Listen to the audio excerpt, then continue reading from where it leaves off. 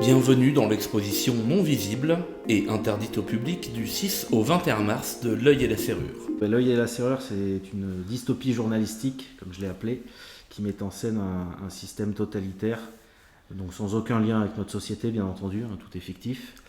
Le Parti éclairé, ça s'appelle. Il s'agit donc d'une création satirique qui vise à tourner en dérision les dérives actuelles en passant en revue tous les thèmes qui sont matraqués médiatiquement chaque jour. Ça existe depuis environ une dizaine d'années maintenant.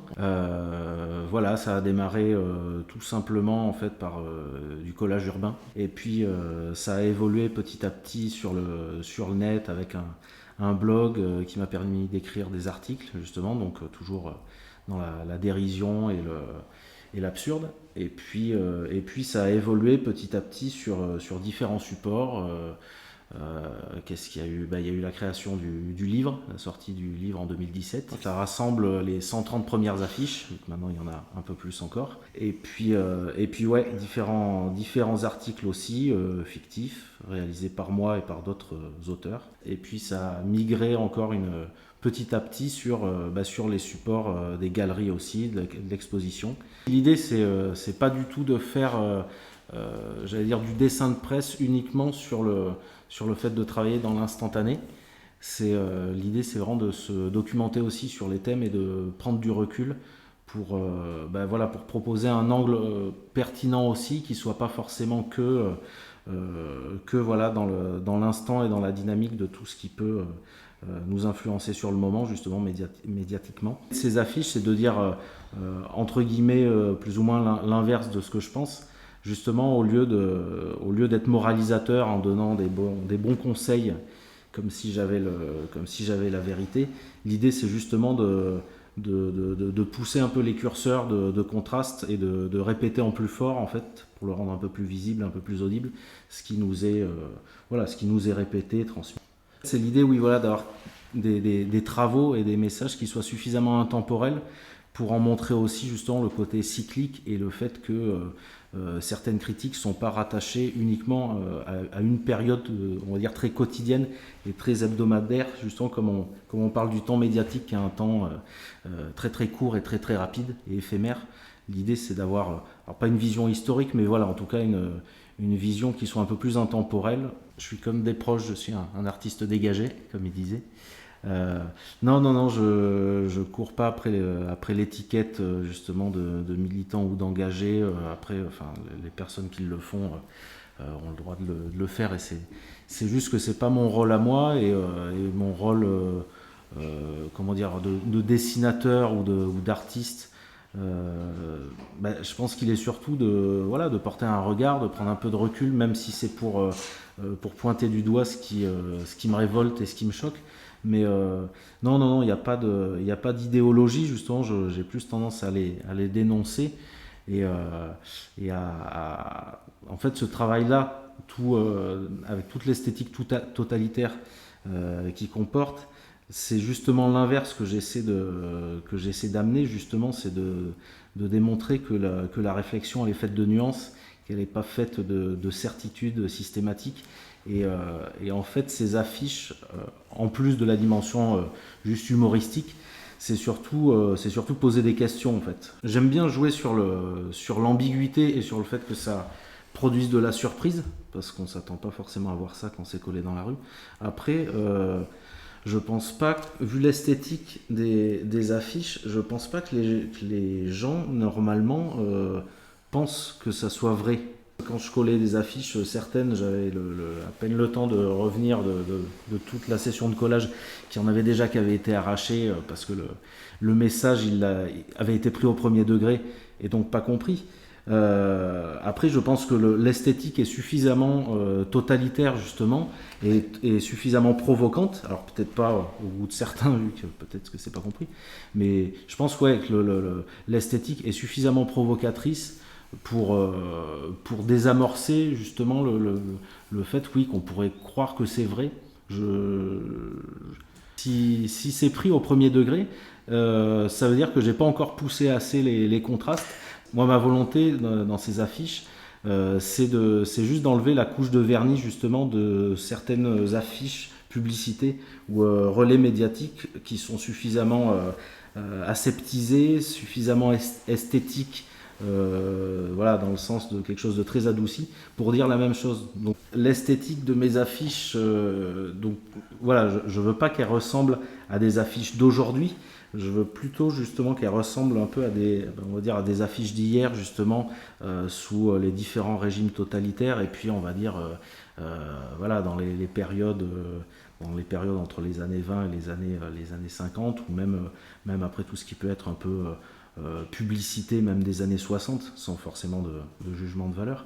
Mais voilà, je voulais une esthétique ancienne aussi, parce que c'est ça qui permet de désamorcer un peu le côté réel ou pas. Et puis ben, cette esthétique, après, ça consiste pour moi à travailler avant tout sur papier. Je dessine, je travaille à l'encre aquarelle, un peu comme un dessinateur de bande dessinée. Et puis voilà, après je numérise, je travaille les typos sur l'ordinateur aussi. Quand je parle d'esthétique totalitaire, ben, bien entendu, oui, ça fait référence à toutes les affiches de propagande qui ont pu être utilisées à travers le monde, voilà, depuis un siècle, on va dire. Et puis avec moi, mes influences, comme je disais aussi, en effet, il y a cet angle de vue un peu orwellien, donc George Orwell, sans aucune prétention, mais c'est un peu vers ça que j'essaie de tendre, et c'est ça qu'il a proposé justement comme travail, c'est-à-dire que c'est un travail intemporel qui parle de la dégénérescence totalitaire d'un système, et qui peut s'appliquer sur tout type de système ou d'idéologie en tout cas. Donc pour en revenir à l'esthétique des affiches, ben, j'essaie de jouer avec ça, avec des codes aussi de couleurs qui sont assez influencés par le cinéma de Caro et Jeunet, des teintes avec des atmosphères assez marquées de vert, de rouge, de choses comme ça. Cette exposition propose au non-public une vingtaine de formats A0, donc de formats affiches de cinéma. J'expose donc dans la galerie de Champniers sous la médiathèque, à l'initiative de Sylvain Dubois, donc directeur culturel de la commune de Champniers, qui m'avait contacté il y a de ça déjà quelques mois. Les confinements avaient déjà eu lieu, le premier pour sûr, et le deuxième, on a dû tomber à peu près à ce moment-là où on a monté le projet. Et puis la question s'est posée, bien entendu, est-ce qu'on maintenait ou pas. Il y avait déjà des événements qui avaient été annulés. Et on s'est dit qu'on allait quand même le maintenir. C'est-à-dire qu'à un moment, c'est pas juste pour se dire on s'adapte à chaque fois qu'on nous modifie une règle et qu'on nous empêche de faire des choses, mais c'est surtout pour montrer que voilà, qu'on va faire les choses. C'est pas coûte que coûte non plus, mais on veut mettre en avant le travail et la volonté de faire des choses dans cette période qui est compliquée. Je pense que la meilleure façon aussi d'avancer dans tout ça, c'est aussi de soi-même c'est pas se responsabiliser, mais en tout cas oui, se dire qu'on n'est pas que victime des injonctions, mais voilà, qu'on propose des choses. L'intérêt aussi, c'est la première exposition, pas que je fais de l'œil et la serrure, mais que je fais justement en pouvant travailler la scénographie. Voilà, en ayant le temps, parce que du coup l'exposition a pris un peu de temps aussi à se mettre en place. Elle n'est pas participative, mais elle est évolutive du coup, donc voilà, je peux l'avancer pendant tout le temps de l'exposition. Non, mais du coup, voilà, ça se limite pas que aux affiches, vu que certaines sont déjà connues, certaines sont dans le livre. Il y en a aussi des nouvelles et qui parlent justement un peu de la période dans laquelle on est. Donc il y en a, on va dire 2 ou 3 là, sur la vingtaine en tout cas, qui sont nouvelles et qui font référence à ça. J'avais pour habitude depuis 10 ans de faire de l'anticipation, et puis maintenant je fais de l'actualité. Sans l'avoir voulu au départ non plus, parce qu'il y a voilà, la plupart des affiches, je le rappelle à certaines personnes de temps en temps, qu'en effet elles ont été faites il y a 10 ans, donc elles fonctionnent quand même totalement aujourd'hui. Ce qui est, c'est pas de la prophétie, c'est juste que voilà, c'est comme ça. Les affiches récentes, de toute façon, moi c'est aussi ce qui se passe autour de moi qui me nourrit et qui me fait réfléchir. Les affiches qui ont été faites récemment, de toute façon, moi ça correspond comme toutes les autres affiches voilà, quelque chose que j'ai envie d'exprimer par rapport à ce qui révolte, ce qui choque, etc. Mais c'est que du coup, de maintenir l'expo, même si elle n'est pas visible, je me dis que c'est aussi important, à travers ces affiches-là, de témoigner à un moment de quelque chose. Et voilà, et ça sera vu et relayé de la manière qu'on trouvera la plus efficace. Mais je pense que dans cette période, c'est quand même important aussi. Les collectivités locales ou autres ne peuvent pas forcément donner un avis direct sur un certain cloisonnement ou certaines difficultés. Donc si des artistes peuvent le faire pour eux, c'est bien aussi. Les limites, c'est juste la pertinence de ce que je vais dire et de comment je vais pouvoir le dire. Après, je verrai, il y a forcément de mon avis qui transparaît dans les créations d'affiches, mais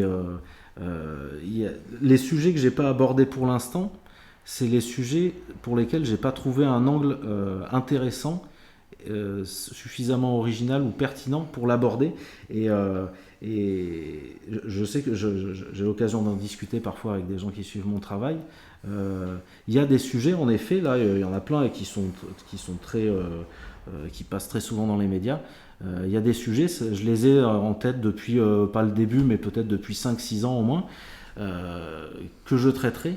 Donc voilà, c'est juste que je me documente aussi, ou j'attends parfois d'avoir une idée un peu originale aussi pour pas. Voilà, le but c'est pas d'enfoncer les portes ouvertes à longueur de temps, c'est surtout de retourner les choses et de malgré tout comme je disais tout à l'heure, malgré tout l'esthétique totalitaire qui est véhiculée dans tout ça, le but c'est pas de diviser, au contraire c'est de faire soit de l'autocritique en nous faisant prendre conscience de nos propres défaillances. Mais en tout cas, voilà, le but, c'est pas de renvoyer les gens du quotidien, les citoyens lambda, dos à dos, sur des sujets qui vont les séparer, les diviser. Je me censure pas. Après, c'est juste si l'idée, j'arrive pas à la traiter comme il faut et que je me dis que ça va pas être bien compris, ça, pour le coup, je vais pas le faire. Des sujets sur lesquels je me dirais, tiens, si je parle de ça, je vais me prendre une vague, ça sous-entend que c'est un sujet sur lequel déjà tout le monde s'excite et s'énerve déjà suffisamment. Donc ça peut être éventuellement un sujet qui est saturé aussi, auquel cas je mettrais peut-être en avant la saturation de tel sujet et l'incapacité à communiquer dessus. J'arriverai toujours à trouver quelque chose, en tout cas si j'ai envie de traiter, et puis je pense pas à tout non plus. En fait, ça va dépendre des sujets. Il y a des sujets que je réfléchis depuis longtemps, ou des choses qui sont peut-être parfois plus, je vais pas dire évidentes, mais que moi, comme plein d'autres gens, on a eu le temps de ruminer, je sais pas, sur des thèmes de la consommation, des choses comme ça.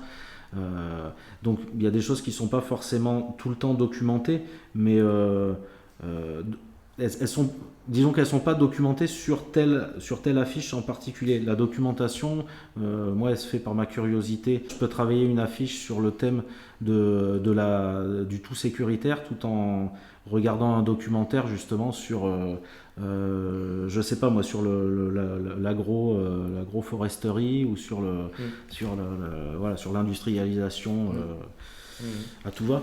Donc après voilà, si je me documente, mais de manière c'est pas raccordé directement au thème que je traite, parce que justement je me documente aussi en me laissant le temps de laisser reposer les informations, de les digérer et de les ressortir. La documentation, en tout cas, elle se fait à plein de niveaux, et c'est et de la documentation et de la réflexion. Donc tout à l'heure on citait George Orwell.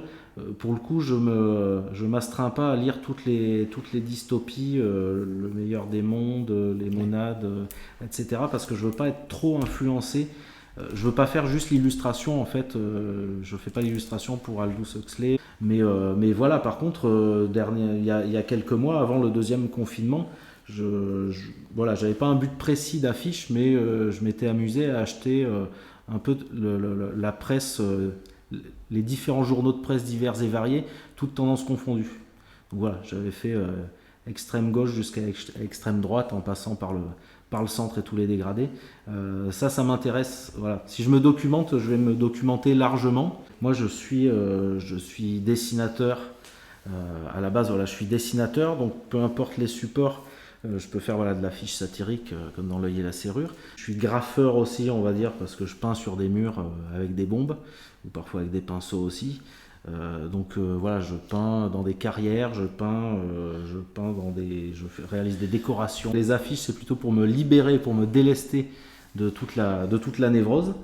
Après, voilà, je me remplis de plein d'autres choses. Voilà, moi, je suis beaucoup dans la nature. C'est ça aussi qui me permet de réfléchir, d'être un peu posé aussi dans tout ça. Voilà, j'ai réalisé des contes, je ne sais pas si c'est pour enfants ou pas d'ailleurs, mais avec des illustrations, des gravures faites au stylo bille. Je fais plein de choses différentes qui touchent à l'illustration, au dessin, à la décoration, à la peinture, très influencé par la mythologie aussi. Donc non, en effet, je me nourris pas continuellement de militantisme et de propagande.